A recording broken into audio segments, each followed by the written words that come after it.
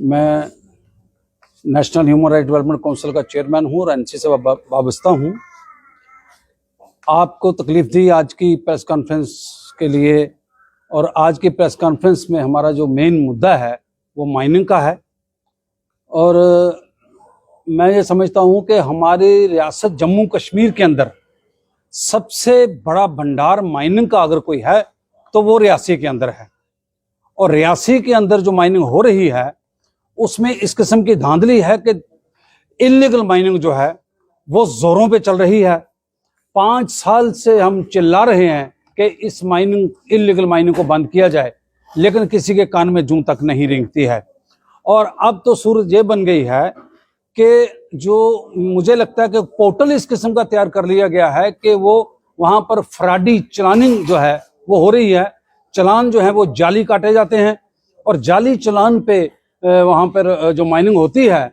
और जहां तक कि जो यहाँ जम्मू के अंदर जो क्रैशर लगे हुए हैं जैसे निक्की तवी में है, वो माइनिंग यहां से कर लेते हैं। जो चलानिंग जो होती है, जो पर्ची जो काटी जाती है वो रियासी की होती है। और अभी पिछले दिनों विजिलेंस डिपार्टमेंट ने वहां पर छापा मारा है और उन्होंने कुछ चालान पकड़े हैं, जाली चालान पकड़े हैं, और फिर वहां पर कुछ गाड़ियां पकड़ी हैं। एफआईआर रियासी पुलिस स्टेशन के अंदर लगी है। मैं कहता हूं कि इस कदर धांधली पड़ी हुई है। और सबसे बड़ी बात यह है कि हमारे जो गूल गुलाबगढ़ जो है, गूल गुलाबगढ़ का कोई कोना हो या कोई किश्तवाड़ का पाडर हो या लद्दाख का किसी कोई गांव का आखिरी कोना हो, वहां पर किसी रेड़ी का अगर कोई एक्सीडेंट हो जाता है तो वहां कोई नुकसान होता है तो एलजी महोदय उस पर बोलते हैं।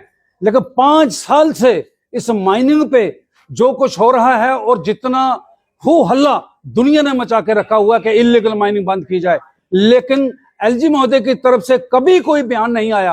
और इस वक्त जो रूलिंग पार्टी के लोग हैं उन वही यहाँ पर जो माइनिंग कर रहे हैं, उन्हीं के ठेके हैं और वही गलत काम वहां पर कर रहे हैं और कोई उनको पूछने वाला नहीं है।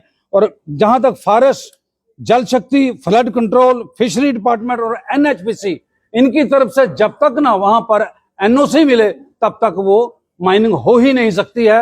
और सबसे बड़ी बात यह है कि जो एनएचपीसी की जो झील वहां पे बनी हुई है, झील क्या सेंटर से 500 मीटर दाएं 500 मीटर बाएं वहां पर जो माइनिंग जो है वो सारा एरिया है वो एनएचपीसी का है और उसके साथ फॉरेस्ट का है।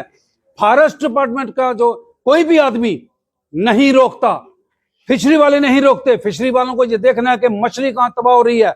और हमारे जम्मू कश्मीर के अंदर ही नहीं बल्कि पूरे देश के अंदर एक ऐसी महाशेर मछली है जो दरिया चनाब से निकल करके वो छोटे मोटे नालों के जरिए वो ऊपर जाती है, वहां वो बच्चे देती है, बच्चे पैदा करती है, वहां खत्म कर दिया है। और रूल के मुताबिक इनको 1 मीटर से नीचे नहीं जाना है। लेकिन मैं ये समझता हूं कि 30-30, 40-40 फुट गहरे खड्डे निकाले हुए हैं। और दूसरी बात यह है कि पानी के अंदर से ये माइनिंग नहीं कर सकते, हैवी मशीनरी वहां पर नहीं लगा सकते। इन्होंने हैवी मशीनरी भी लगाई है, पानी के अंदर से वो उठाते हैं और पूरा पानी जो है वो पूरी सड़कों को धोता हुआ जाता है और कोई पूछने वाला नहीं है। अभी विजिलेंस वालों को मैं मुबारकबाद देना चाहता हूं कि उन्होंने वहां हरकत में जब वो आए उन्होंने गाड़ियां पकड़ी हैं। और हमारे इस वक्त जो डीसी साहब हैं ये भी इसमें जो है वो बड़े सरगर्म हैं। और रही बात जो जब इससे पहले जो हमारे डिप्टी कमिश्नर साहबा थी वहां पर, उनके तो कान में जूं तक नहीं रेंगती थी। और मैं समझता हूं कि जब इसका टेंडर करवाए गए, हमेशा होता यह है कि टेंडर जब होता है तो टेंडर के साथ ही उसके रेट फिक्स होते हैं। टेंडर पहले हो जाते हैं, रेट बाद में फिक्स किए गए हैं। लोगों को लूटने का एक बहुत ही बढ़िया तरीका इन्होंने अपनाया हुआ है। और जब पहली सरकारें हुआ करती थी उन सरकारों के अंदर 500 रुपए की ट्राली हमें रेत की मिलती थी, बजरी की मिलती थी। आज वही ट्राली हमें 5,000 6,000 में लोगों को मिल रही है। लोगों की जमीनों से माइनिंग बहकर नालों में आता है, वो लोगों को इस्तेमाल करने के लिए उसका 5-6 हजार रुपया ट्राली का देना पड़ता है। और जो डैम्पर या टिप्पर जो है, टिप्पर हमें 1,000 में मिला करता था, आज 15-15, 20-20 हजार रुपए में वो हमें टिप्पर वो मिलता है। और सबसे बड़ी बात मैं आपको एक और बताना चाहता हूं कि हमारे डिस्ट्रिक्ट के अंदर जो रेलवे, कोंकण रेलवे की तरफ से बहुत बड़ा प्रोजेक्ट जो वहां पर चालू किया गया है और उसमें लाखों टन के हिसाब से जो माइनिंग इस्तेमाल हुआ है, और उस लाखों टन के हिसाब से ना सरकार के खाते में पैसा जमा हुए, ना जीएसटी काटी गई है, और वो चोरी से माल वहां पर लगाया गया है। और हम ये चाहते हैं कि उसकी इंक्वायरी हो, उसकी जो उसकी टनल हो, सड़कें हो, या डेवलपमेंट के जितने भी काम हो, बिल्डिंग्स हो जो बनाई जाती हैं, उसकी डीपीआर के मुताबिक जो है वो क्या कहते हैं उसको, पैसा जो है डीपीआर के मुताबिक रॉयल्टी जो है वो माइनिंग डिपार्टमेंट के अंदर जमा होनी चाहिए, जो कि नहीं हो रही है। माल नालों से उठ करके लग जाता है, पैसा पूरा निकाल लिया जाता है, और बहुत, मैं कहता हूं, अरबों रुपए का फ्रॉड जो है वहां पर हो रहा है। कम से कम 1000 गाड़ी जो है वो डेली वहां से निकलती है। और मैं आपको बता सकता हूं कि मेरे पास वो जाली चालान की कापियां भी हैं।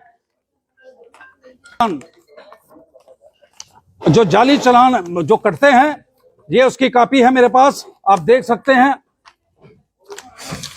ये जाली चालान, फ्रॉडी चालान है। और उसमें होता है कि अगर 1000 गाड़ी वहां से निकलती है, 1000 गाड़ी में से 800 गाड़ी के जो जाली चालान के हिसाब से वो वहां पर आउट ऑफ डिस्ट्रिक्ट वो माइनिंग जाती है।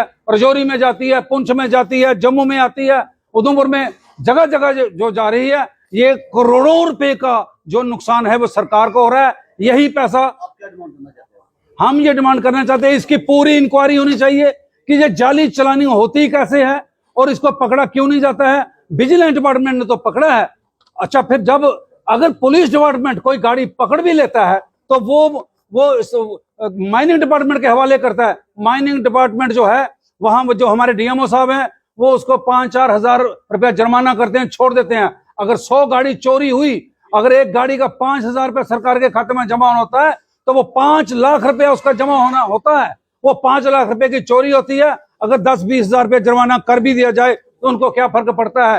ये माइनिंग डिपार्टमेंट जो है पूरी तरह से इसमें शामिल है। और इस लूट में पूरा, मैं कहता हूं, क्या कमिश्नर को नहीं पता, क्या माइनिंग डिपार्टमेंट को नहीं पता, क्या एलजी महोदय को नहीं पता, क्या चीफ सेक्रेटरी साहब को नहीं पता है। मैं कहता हूं हर जगह इस बात का पता है, लेकिन पूछने